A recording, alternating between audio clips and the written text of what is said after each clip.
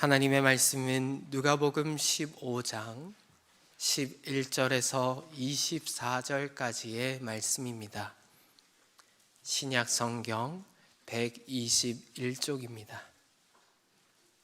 누가복음 15장 11절에서 24절까지의 말씀을 제가 받들어 읽겠습니다. 또 이르시되 어떤 사람에게 두 아들이 있는데 그 둘째가 아버지에게 말하되 아버지여 재산 중에서 내게 돌아올 분깃을 내게 주소서 하는지라.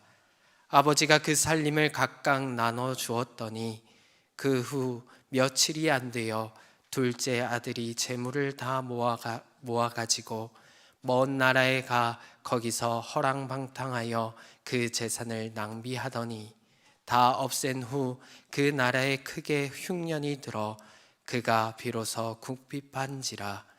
가서 그 나라 백성 중 한 사람에게 붙여 사니 그가 그를 들로 보내어 돼지를 치게 하였는데 그가 돼지 먹는 쥐염 열매로 배를 채우고자 하되 주는 자가 없는지라. 이에 스스로 돌이켜 이르되 내 아버지에게는 양식이 풍족한 품꾼이 얼마나 많은가. 나는 여기서 주려 죽는구나. 내가 일어나 아버지께 가서 이르기를 아버지 내가 하늘과 아버지께 죄를 지었사오니 지금부터는 아버지의 아들이라 일컬음을 감당하지 못하겠나이다. 나를 품꾼의 하나로 보소서 하리라 하고 이에 일어나서 아버지께로 돌아가니라. 아직도 거리가 먼데 아버지가 그를 보고 측은히 여겨 달려가 목을 안고 입을 맞추니 아들이 이르되 아버지 내가 하늘과 아버지께 죄를 지었사오니 지금부터는 아버지의 아들이라 일컬음을 감당하지 못하겠나이다 하나 아버지는 종들에게 이르되 제일 좋은 옷을 내어다가 입히고 손에 가락지를 끼우고 발에 신을 신기라. 그리고 살찐 송아지를 끌어다가 잡으라. 우리가 먹고 즐기자. 이 내 아들은 죽었다가 다시 살아났으며 내가 잃었다가 다시 얻었노라 하니 그들이 즐거워하더라. 아멘. 어버이 주일을 맞이하여 아버지의 마음이라고 하는 제목으로 우리 하나님의 말씀 선포하겠습니다. 루터교의 어느 목사님이 기차 여행을 하는데 옆자리에 수심 가득한 한 청년이 타고 있었습니다. 여보게 젊은이 무슨 근심이 있는가 보네. 그런데 들은 채도 않고 그 청년은 창밖만 응시할 뿐입니다. 그 목사님이 다시 말을 걸었습니다. 젊은이 나 루터교 목사인데 고민이 있으면 털어놓고 우리 함께 하나님께 기도하면 어떻겠는가. 그 제자 청년이 목사님이시군요. 실은 어제 이제 1시간 반 정도만 가면 우리 마을이 나옵니다. 저는 고향에서 홀 어머니를 모시고 가수원을 했었는데 해마다 농약을 뿌리고 가지를 치고 거름을 주는 일을 반복하는 것이 지겨워서 1년 전 집에서 돈을 훔쳐 도시로 나왔습니다. 제 딴에는 돈을 많이 벌어서 갚을 것이라 생각했는데 다 탕진하고 무일푼 신세가 되었습니다. 그래서 어머니께 편지를 했습니다. 몇 월 며칠 몇 시 차를 타고 우리 마을을 지날 텐데 어머니께서 나를 용서해 주신다면 큰 사과 나무에 흰 수건을 걸어두면 고맙겠습니다. 자, 이제 잠시 후면 그곳을 지나가는데 저는 마음이 떨려서 내다볼 수가 없습니다. 그러니까 목사님이 대신 봐줄 수 없겠습니까? 그러지, 내가 봐주고 말고. 이윽고 기차가 그 청년의 마을을 지나가는데 저 멀리 큰 사과나무가 보입니다. 그 큰 사과나무에는 수건 하나 걸려 있는 것이 아니고 가지마다 흰 수건이 걸려 있었습니다. 그것으로도 부족하다 느낀 어머니는 높은 언덕에 올라서 흰 앞치마를 흔들고 계셨습니다. 자, 이 이야기와 비슷한 이야기가 오늘 돌아온 탕자 이야기입니다. 내 허물보다 우리 하나님의 사랑은 더 큽니다. 우리 하나님의 사랑엔 한계도 없고 끝도 없고 제한도 없는 것입니다. 내 실수보다 우리 하나님의 용서는 더 큽니다. 내 죄악보다 우리 하나님의 구속의 보자기는 더 크십니다. 오늘 말씀을 통하여 우리의 영원한 아버지 되시는 하나님 아버지의 마음을 알아가는 시간 되시길 주의 이름으로 축복합니다. 첫째, 본 비유의 문화적 배경입니다. 이스라엘 사람들은 토지를 함부로 사고 팔지 않습니다. 열왕기상 21장 1절에서 2절입니다. 그 후에 이 일이 있으니라. 이스라엘 사람 나봇에게 이스라엘의 포도원이 있어 사마리아의 왕 아합의 왕궁에서 가깝더니 아합이 나봇에게 말하여 이르되 내 포도원이 내 왕궁 곁에 가까이 있으니 내게 주어 채소밭을 삼게 하라. 내가 그 대신에 그보다 더 아름다운 포도원을 내게 줄 것이요 만일 내가 좋게 여기면 그 값을 돈으로 내게 주리라. 아합 왕이 나봇이라고 하는 사람의 포도원을 탐내게 되었습니다. 그래서 팔라라고 그러니까 3절에 보십시오. 나봇이 아합에게 말하되 내 조상의 유산을 왕에게 주기를 여호와께서 금하실지로다 하니, 여러분, 이게 이스라엘 사회에서는 상식입니다. 조상 대대로 물려받은 그 땅을 함부로 팔게 되면은 그 동네에서 수치를 당하게 되고, 더군다나 이것은 하나님께서 금하신 일이다라고 말하고 있습니다. 만약 유산으로 물려받은 그 땅을 팔아버리면 웃음거리가 되는데 이유가 있습니다. 이스라엘에서 한 가정의 일이라고 하는 것은 곧 마을 전체의 일이기도 했기 때문에 그렇습니다. 자, 룻기 1장에 보면은 나오미가 타국에 갔다가 고향으로 돌아오는데 실패한 후에 돌아오게 됩니다. 고향으로 돌아왔을 때에 마을 전체가 반응하는 것을 우리는 볼 수가 있습니다. 룻기 1장 19절입니다. 이에 그 두 사람이 베들레헴까지 갔더라. 베들레헴에 이를 때에 온 성읍이 그들로 말미암아 떠들며 이르기를 이가 나오미냐 하는지라. 나오미가 온 것을 온 동네 사람들이 반응을 하는 거예요. 온 동네 사람들이 그 사람을 맡게 되는 겁니다. 4장에 가서 보면 나오미의 며느리 룻이 아기를 낳게 되는데 그 아기를 낳았을 때 온 동네가 축제가 벌어지는 겁니다. 함께 기뻐하며 심지어는 그 아이의 이름까지도 동네에서 같이 짓게 됩니다. 4장 14절 말씀입니다.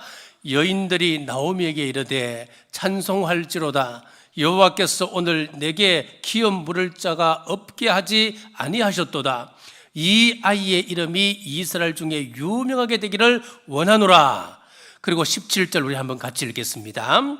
그의 이웃 여인들이 그에게 이름을 지어주되 나오미에게 아들이 태어났다 하여 그의 이름을 오벳이라 하였는데 그는 다윗의 아버지인 이새의 아버지였더라. 한번 보십시오. 이름을 누가 지었습니까? 그 동네 사람들이 함께 지어주는 것입니다. 그 당시 이스라엘 공동체라고 하는 것은 한 집안의 일을 넘어서 한 동네의 온 동네의 일이기도 한 것입니다. 자, 그리고 무엇을 유산 분배했겠습니까? 당시의 재산이라고 하는 것은 대부분 땅입니다. 그리고 목축을 했기 때문에 가축 아니었겠습니까? 이것 가지고 유산 분배를 하는데 장남과 차남의 몫이 다릅니다. 장남은 차남의 두 배를 받도록 되어 있습니다. 자, 예를 들어 땅이 있으면 그것을 3등분을 합니다. 3등분을 해서 3분의 1은 장자의 몫이고 3분의 1은 차자의 몫입니다.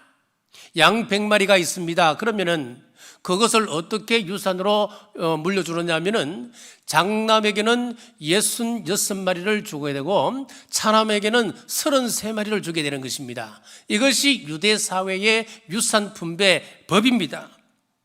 자, 그리고 당시 중요한 사회 관습은 가정에 불효자가 있을 때에 아버지가 취하는 일반적인 방법이 있었습니다. 아들과 관계를 끊는 겁니다. 이것은 그 가정의 일인과 동시에 그 마을 공동체의 일이기도 하고 공동체 질서를 유지하는 방법이기도 했습니다. 자, 어떻게 하는지 보십시오. 신명기 21장 18절에서 21절입니다. 사람에게 완악하고 패역한 아들이 있어 그의 아버지의 말이나 그의 어머니의 말을 순종하지 아니하고 부모가 징계하여도 순종하지 아니하거든 그의 부모가 그를 끌고 성문에 이르러 그 성읍 장로들에게 나아가서 그 성읍 장로들에게 말하기를 우리의 이 자식은 완악하고 패역하여 우리 말을 듣지 아니하고 방탕하며 술에 잠긴 자라 하면 그 성읍의 모든 사람들이 그를 돌로 쳐 죽일지니 이같이 내가 너희 중에 악을 제하라 그리하면 온 이스라엘이 듣고 두려워하리라. 아들이 버릇없이 행하게 되면은 아버지가 동네 어른들을 불러서 이 아이가 이렇게 피약한 아이고 버릇없는 아이입니다, 처분해 주세요 하면 돌로 쳐 죽일 수도 있었다고 하는 것입니다. 자, 이렇게 당시 문화적 배경을 알고 오늘 우리가 이 비유의 말씀을 듣게 되면은 이것은 굉장한 하나님의 그 아버지의 사랑 이야기라고 하는 것을 우리는 알게 되는 것입니다. 자, 둘째 아들의 요구입니다. 12절 같이 읽겠습니다. 그 둘째가 아버지에게 말하되 아버지여 제산 중에서 내게 돌아올 분깃을 내게 주소서 하는지라. 아멘. 자, 어떤 집에 아들이 있었습니다. 그 가운데 둘째 아들이 어느 날 오더니만 나에게 유산을 물려주십시오. 그러면서 내게 돌아올 분깃을 내게 주소서. 요 짧은 그 한마디 속에 내게라고 하는 말이 두 번 연속적으로 반복되고 있습니다. 내 마음대로 한번 살아보겠다고 하는 것입니다. 사람은 누구나 그렇습니다. 마음대로 살고 싶은 욕망이 있습니다. 에덴 동산에서 뱀이 하와를 유혹할 때도 이와 같았습니다. 정말 하나님이 이것 먹지 말라고 그러셨냐? 그 참 이상하네. 동산 중앙에 있는 나무 실과를 따먹어봐. 그러면 눈이 밝아져서 하나님처럼 될 것이야. 네 마음대로 한번 살아봐. 이것은 늘 우리에게 따라오는 유혹입니다. 둘째 아들은 자기 마음대로 살고 싶었습니다. 그런데 둘째 아들의 이 요구가 얼마나 무례한 요구였는지 우리는 아셔야 됩니다. 왜냐하면 아버지 이제 그만 사셔도 안 되겠습니까? 그런 의미이기 때문에 그렇습니다. 살아계신 분에게 유산을 요구한다고 하는 것은 저는 아버지 별로 좋지 않습니다, 하지만 아버지의 재산은 좋습니다, 그런 의미와 같은 말이기 때문에 그렇습니다. 우리도 하나님을 이렇게 대할 때가 많습니다. 하나님을 원하지 않으면서도 하나님의 능력만을 요구할 때가 있습니다. 하나님을 사랑하지 아니하면서 하나님의 은혜와 하나님의 축복만을 요구할 때가 있다고 하는 것입니다. 하나님은 필요 없고 하나님의 능력만 내가 요구한다고 한다면 우리 역시 둘째 아들과 다를 바가 전혀 없다고 하는 것입니다. 자, 이어서 아버지의 마음을 더 아프게 하는 사건이 나옵니다. 13절입니다. 그 후 며칠이 안 되어 둘째 아들이 재물을 다 모아가지고 먼 나라에 가. 무슨 말입니까? 아버지께 물려받았던 토지와 가축을 다 팔아서 현금화했다고 하는 말입니다. 13절의 강조점이 어떤 말씀이냐? 그 후 며칠이 안 되어 그랬잖아요. 며칠 안 되어서 금매로 이제 이것을 처분한 것입니다. 여러분, 금매로 처분한다고 하면 죄값 받겠습니까? 받을 수가 없는 것입니다. 아버지가 평생 일구었던 땅, 평생 재산을 불려놓았던 그 가축들, 이것을 금매로 내어놓으니까 죄값 갖지 못하고 헐값에 손해보고 그거 다 처분해버렸다고 하는 이야기입니다. 그리고 그 재산을 낭비해버렸다고 했습니다. 부모가 물려준 것 가치도 모르고 허랑방탕한 그것이 부모의 마음을 아프게 합니다. 우리 하나님도 똑같습니다. 하나님은 은혜가 낭비되는 것 원치 않으십니다. 오병이어의 기적을 보십시오. 보리떡 2개와 물고기 5개와 물고기 2마리로 5,000명을 먹였던 그 사건을 한번 기억해 보십시오.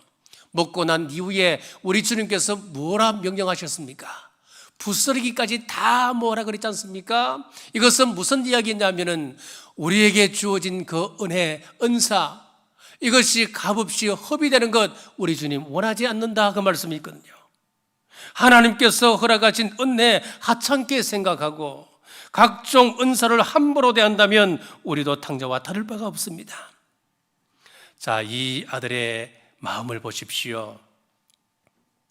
아버지의 재산을 재빨리 현금화해서 아버지를 떠나면 아버지의 마음이 어떨지 그는 돌아보지 않습니다.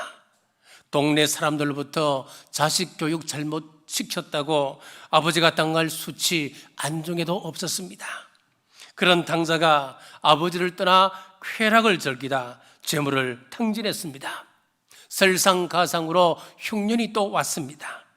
하나님을 떠난 결과는 언제나 이렇습니다. 우리의 삶이 행복할 것 같고 쾌락을 즐기면 좋을 것 같지만은 쾌락은 잠깐뿐이고 후회와 괴로움만 있습니다. 그러므로 세상을 사랑하는 것 그것 자체가 죄입니다. 자, 삼손을 보십시오. 그가 죄 가운데 거하게 되는데 그 많은 죄 가운데 하나가 무엇이었나 하면은 사랑해서는 안 될 것을 사랑하는 것이었습니다. 삼손은 이스라엘 사사인데 그가 사랑했던 사람은 누구였습니까? 블레셋 여인들이었습니다. 이상하지 않습니까? 우리나라도 일제 식민지 통치 기간이 있었습니다. 예를 들어서 독립운동가가 대한 독립을 위하여 일한다 하면서 맨날 사귀는 여자는 보면 일본 여자입니다. 말이 됩니까? 그것도 섹시하게 생긴 기생들만 골라서 사랑합니다. 그것이 바로 삼손이었습니다. 오늘 본문의 탕자도 잘 보십시오. 사랑해야 할 대상을 사랑하지 않았습니다. 아버지를 사랑하지 않았습니다. 그런데 사랑하지 말아야 할 세상의 쾌락과 향락을 사랑했습니다. 그것이 죄였습니다. 여러분, 지금 내가 무엇을 쫓아갑니까? 무엇을 사랑하고 있습니까? 여러분 잘 점검해 보시길 바랍니다. 세상 쾌락을 사랑하고 있다면 돌아서시길 주님의 이름으로 축복합니다. 세상을 사랑한 탕자의 결과를 보십시오. 15절입니다. 가서 그 나라 백성 중 한 사람에게 붙여 사니 그가 그를 들로 보내어 돼지를 치게 하였는데 그 나라 백성 중 한 사람에게 붙어 삽니다. 내 힘으로 다시 돈을 벌어보겠다는 이야기입니다. 여러분, 하나님을 떠나서 막혔거든 속히 돌아서십시오. 여러분, 요엘서에 보면 하나님께서 뭐라고 말씀하시냐면은 이제라도 내게로 돌아오라, 너희는 마음을 찢고 내게로 돌아오라, 그렇게 말씀하시지 않습니까? 그런데 당자는 내가 스스로 문제를 해결해 보려고 했었습니다. 그랬더니 상황은 더 악화되었습니다. 주인이 돼지를 치게 했습니다. 이스라엘 사람들에게 있어서 이 돼지라고 하는 것은 혐오의 대상이기 때문에 그 사람들은 돼지를 치지 않습니다. 그러므로 돼지를 친다고 하는 것은 최악의 상황까지 내몰리게 되었다라고 한 말씀입니다. 그제야 아버지께로 돌아가겠다고 하는 생각을 합니다. 17절입니다. 이에 스스로 돌이켜 이르되 내 아버지에게는 양식이 풍족한 품꾼이 얼마나 많은가, 나는 여기서 주려 죽는구나. 이에 스스로 돌이켜, 여기까지는 좋았습니다. 내 아버지께는 양식이 풍족한 종들이 얼마나 많은가, 그러나 나는 악덕 기업주를 만나서 여기서 주려 죽는구나. 차라리 아버지 밑으로 들어가서 거기서 종처럼 일하면 좋겠구나, 그렇게 이야기한 것입니다. 아직까지도 내가 돌아가면 기뻐하실 아버지의 마음을 이해하지 못하고 있는 것입니다. 그래서 뭐라고 얘기할지 미리 대사를 짜서 준비를 합니다. 18절에서 19절 말씀 같이 한번 읽어보겠습니다. 내가 일어나 아버지께 가서 이르기를, 아버지, 내가 하늘과 아버지께 죄를 지어 사오니 지금부터는 아버지의 아들이라 일컬음을 감당하지 못하겠나이다.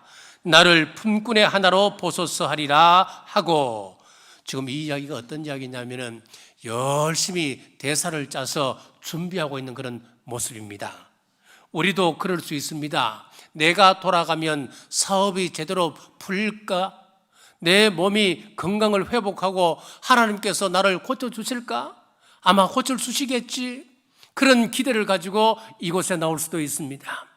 그런데 오늘 하나님 말씀을 통해서 보면은 그런 기대를 가지고 어떤 조건을 가지고 이 자리에 나오는 것, 그 하나님 원치 않으십니다. 물론 나오지 않는 것보다는 하나님께서 좋아하시겠지만은 여전히 하나님의 마음을 아프게 한다는 사실입니다. 셋째, 기다리시는 아버지입니다. 20절입니다. 이에 일어나서 아버지께로 돌아가니라. 아직도 거리가 먼데 아버지가 그를 보고 측은히 여겨 달려가 목을 안고 입을 맞추니. 자, 누가복음 15장에는 세 가지 비유의 말씀이 연속적으로 등장하고 있습니다. 첫째 비유의 말씀은 양 100마리를 키우고 있는 목자 이야기인데, 그 목자가 양 한 마리를 잃어버렸습니다. 그랬더니 온 산천을 헤매며 그 목자가 그 양을 찾습니다. 기어코 그 한 마리를 찾아내고야 마는 것입니다. 두 번째 비유는 동전 10개를 가진 여인이 있었습니다. 방에서 동전 하나를 잃어버렸습니다. 온 방을 설고 다니며 그 동전을 찾습니다. 마침내 찾아내었을 때 기쁜 나머지 동네 사람들을 불러 잔치를 베푸게 되었습니다.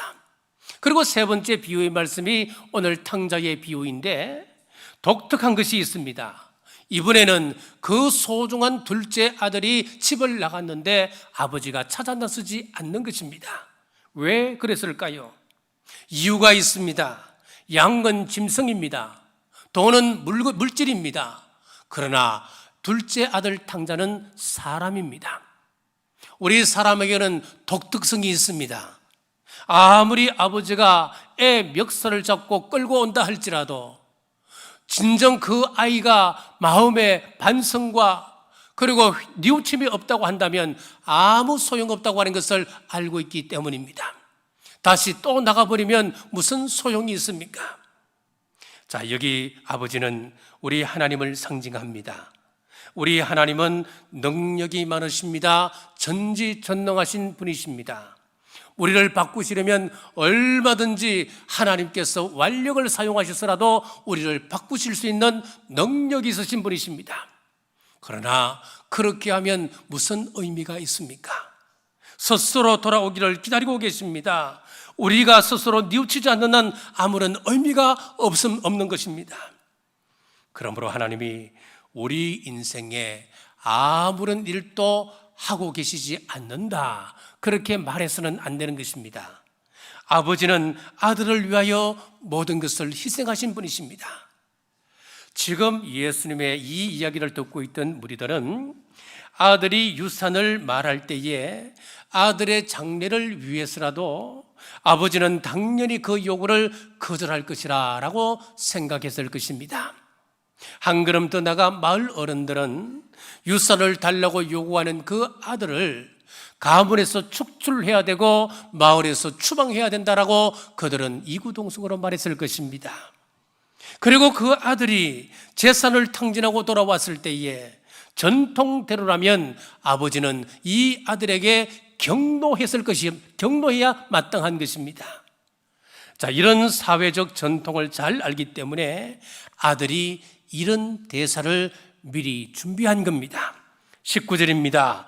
나를 품꾼의 하나로 보소서 하리라 하고, 아버지를 만나면 나를 종으로 여기십시오 라고 말해야지 라고 말하고 있는 거예요.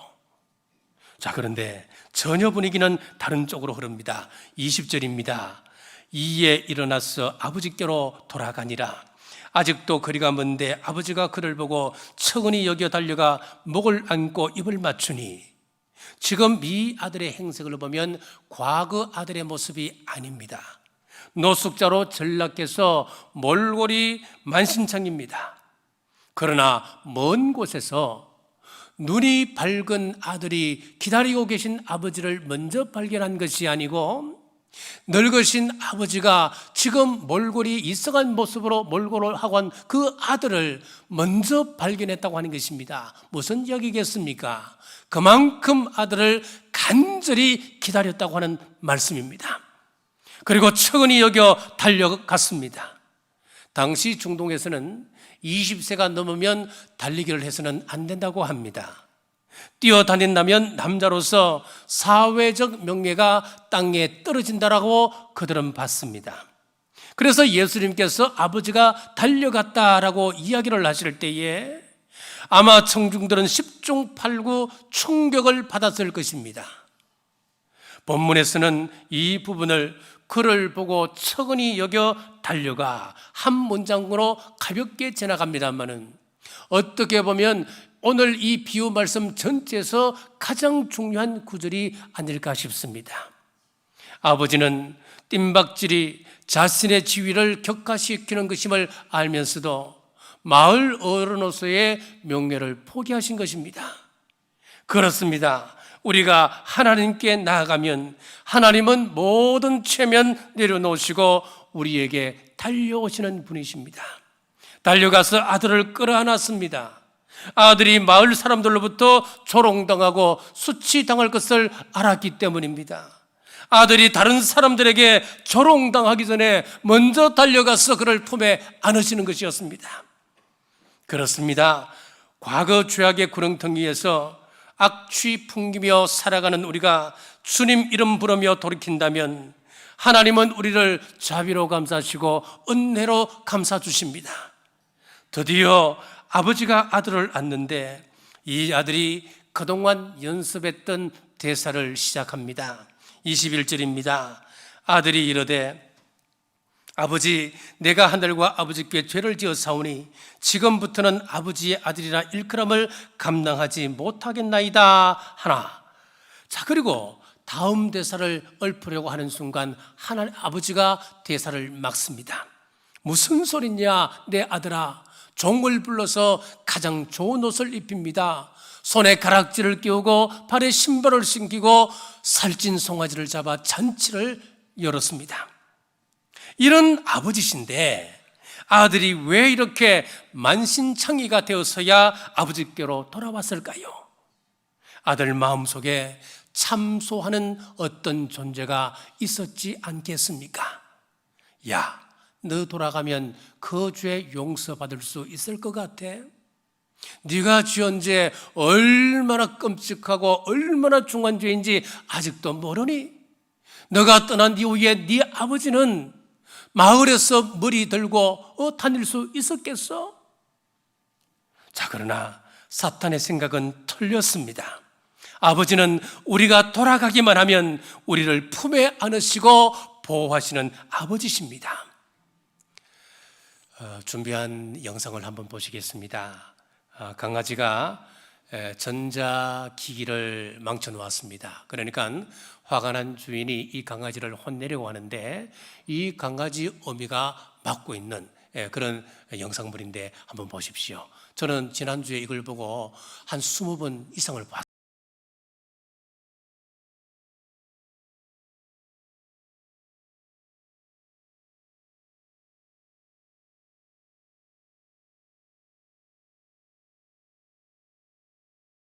여러분 어떻습니까? 제가 지난주에 이 쇼트로 이게 우연히 들어왔어요. 그래서 이게 뭐냐고 봤더니 막 가슴이 막 뭉클해지는 거예요. 마침 적절할 때 지난주에 이런 게 들어와갖고 얼마나 감사한지 모르겠습니다.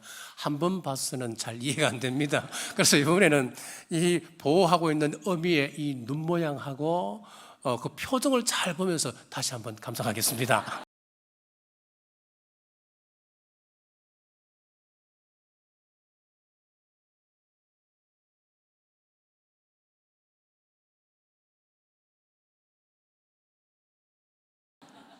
예, 여러분들은 이 영상을 보시면서 뭘 떠올리십니까? 뭘 생각하십니까? 저는 이 강아지 어미의 모습에서 본문의 아버지 마음을 봅니다. 우리는 하루에도 수없이 많은 실수를 저지릅니다. 그럴 때마다 마귀가 참소함으로 의기소침합니다. 그리고 자책죄책감에 빠집니다. 하지만 아버지는 용납하시고 받아주시고 동네 사람들에게 수치를 당할까 싶어 온몸을 던지며 지키십니다. 오늘 어버이 주일을 맞이하여서 부모님의 은혜를 생각하고 효도를 다하는 것 당연합니다. 어버이날 여러분 부모님께 전화하셨습니까? 여러분 전화하지 않으신 분들은 한번 손 한번 들어보십시오. 네. 마음으로 손 들어보십시오. 마음으로. 아무도 안 드셨네요. 고맙습니다. 이건 당연한 겁니다, 여러분. 예? 기본 중에 기본이에요. 우리 성도는 한 가지 더 해야 됩니다. 육신의 부모님께 효도하기에 앞서서 하늘 아버지께 효도해야 합니다. 그 출발이 무엇이냐면 하나님 아버지의 마음을 헤아리고 이해하는 것입니다. 사탄의 공격으로 만신창이가 되었을지라도 돌아오기만 하면 넓은 아버지 품이 기다리고 있었듯이 세상과 짝한 우리가 돌아올 때 기뻐하며 뛰어오실 우리 하나님의 마음을 가슴 깊이 새기는 어버이 주일 되시기를 주의 이름으로 축복합니다. 기도하겠습니다. 이미 용서해 놓고 기다리시는 하나님의 사랑을 감사합니다. 이제 우리가 할 일은 하나님의 마음을 잘 이해하는 것입니다. 세상의 유혹 앞에 넘어져 만신창이가 되었을지라도 오늘 이 말씀을 기억하고 다시 용기를 내어 아버지 품으로 돌아와 아들의 주의를 회복하고 아버지의 기쁨 되는 저희들 되게 하옵소서. 우리에게 어버이를 허락하신 하나님, 어르신들의 건강을 지켜주옵소서. 우리 주님 말씀처럼 항상 기뻐하고 쉬지 말고 기도하며 범사에 감사하게 하셔서 주님 부르시는 날까지 기쁘게 예배하는 삶 사시다. 주님 부르실 때 감사하며 주님 품에 안기게 하옵소서. 우리 자녀들은 육신의 부모님을 잘 섬김으로 이 땅에서 잘 되고 장수의 복을 누리게 하옵소서. 다시 오실 예수님 이름으로 간절히 기도드리옵나이다. 아멘.